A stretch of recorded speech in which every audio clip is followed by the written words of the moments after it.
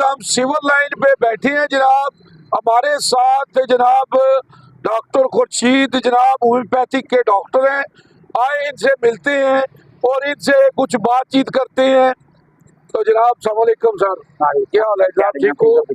ये आपके हाथ को क्या हुआ है? ये मैं थोड़ा सा है मसला मेरा, ये इसमें ना मस्कुलर डिस्ट्रॉफी है मुझे। अच्छा, हाँ, ये थोड़ा सा मसला है कुछ सालों से, मुझे 5-6 सालों से।